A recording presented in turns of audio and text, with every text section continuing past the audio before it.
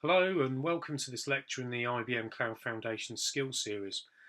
In this lecture we're going to continue looking at the services that are provided on the IBM Cloud. So again, I'm not going to go into minute detail of each service here. I'm merely going to try and give you a feel for what each service is in a 30-second or so summary. And of course I'm breaking this down into several videos dealing with with a few sections of the IBM Cloud Catalogue at a time.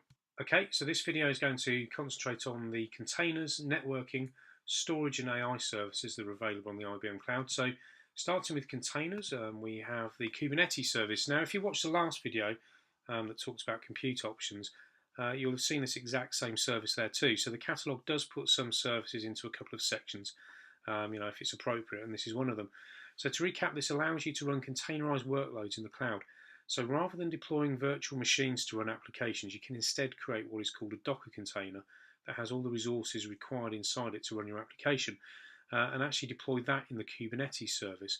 So containers can scale far more effectively and quickly than virtual machines, and actually at a fraction of the cost as well. So they're a real trend in cloud computing right now, and we'll cover off containers and Kubernetes in a bit more detail later in the series.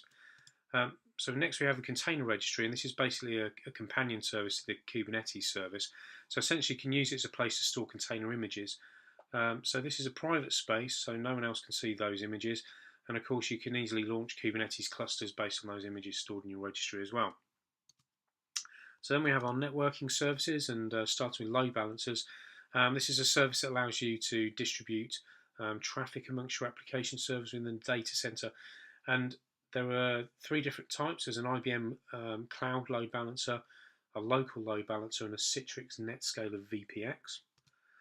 Then we have the Content Delivery Network, or CDN, and this is a way to distribute static content across the globe, so that it's basically then closer to your end users. So it's a great way to reduce latency and speed up content delivery to users across the globe.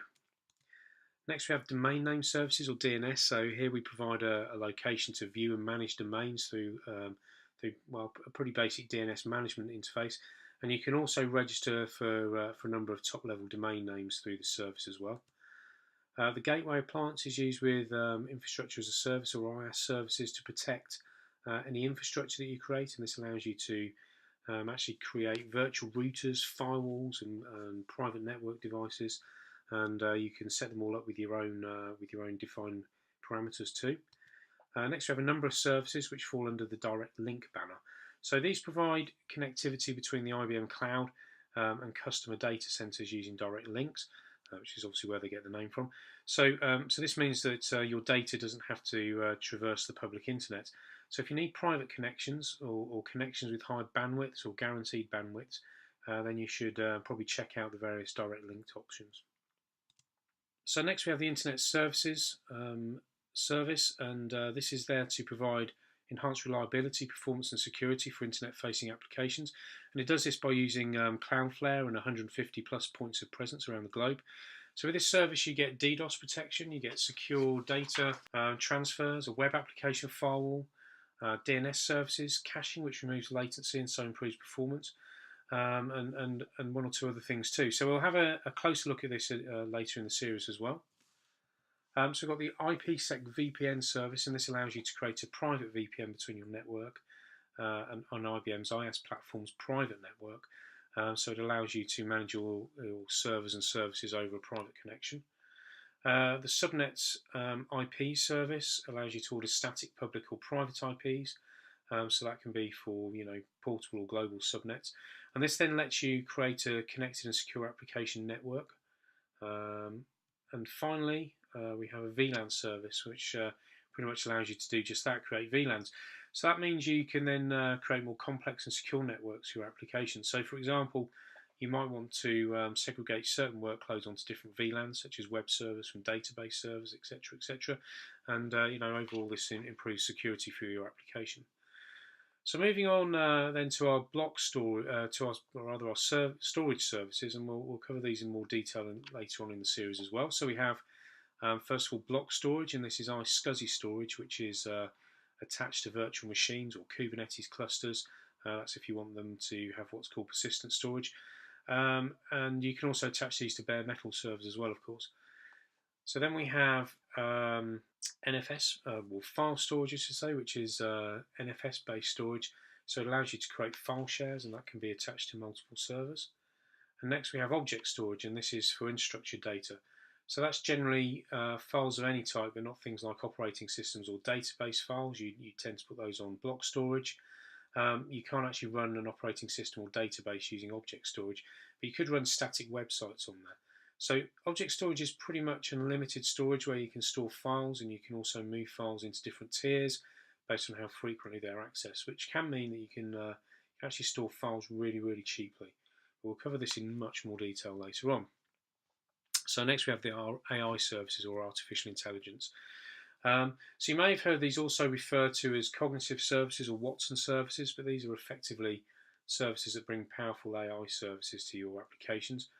And we'll try and talk about some more of these later in the series.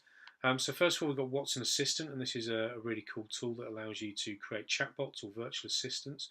So for example, if you I don't know, if you run a hotel, you could create an assistant that can answer all sorts of questions that people might have about your hotel and help with bookings and so on. So next we have AI OpenScale, and this is actually a pretty new service.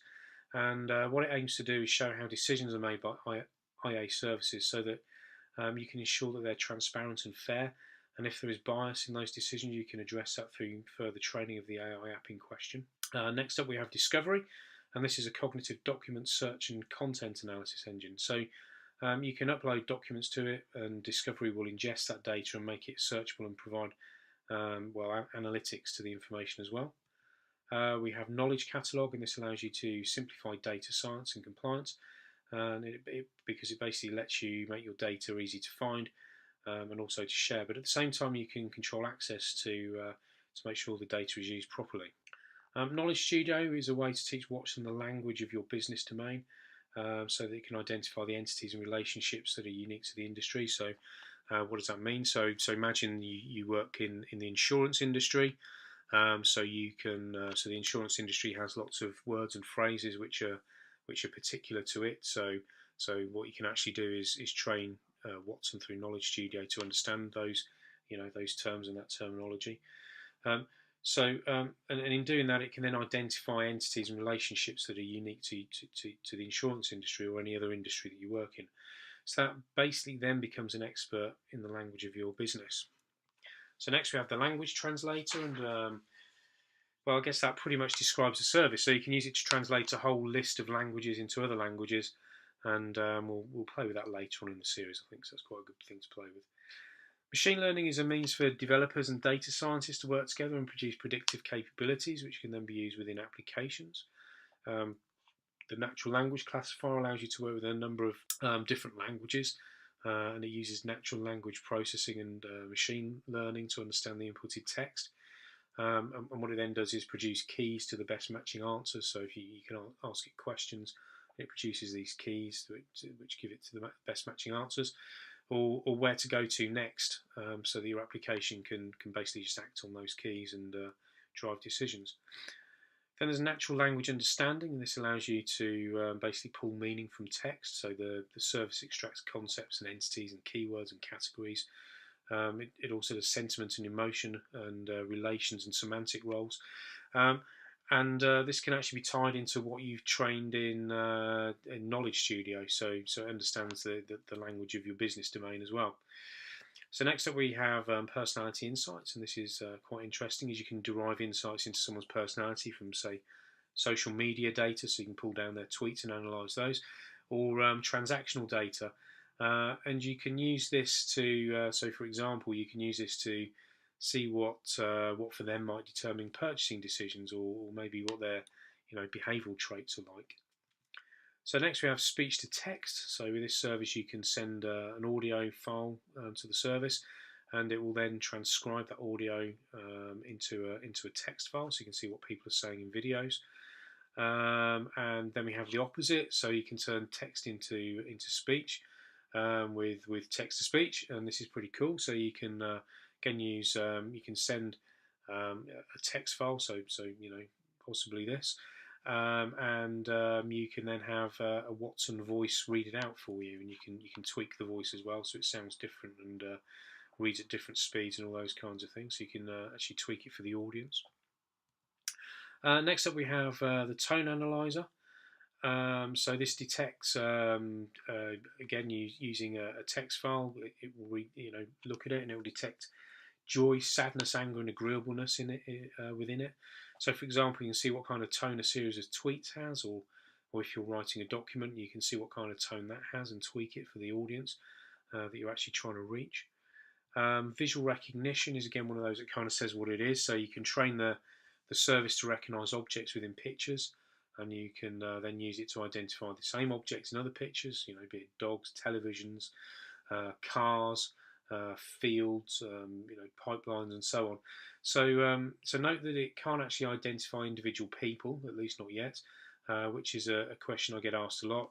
Can I use this to do facial recognition? Well, the answer is at the moment no. It can't actually identify individual people, but you can train it to recognise people within a photograph. So when I say that, what I mean is it will say, this is a picture of a person, but it won't say this is a picture of James Belton. So lastly on here we have Watson Studio, and this is a whole suite of tools which can be used by data scientists, developers, and domain experts, and it helps them pretty much build models for deep learning and machine learning, and you can then obviously use those models within your applications. Okay, so there we go. We've covered quite a lot more ground in this video. So thanks for sticking with it. Again, I hope you've learned something about all of the services that we've talked about. If you're ready to learn about some more of them, then feel free to continue with the next video.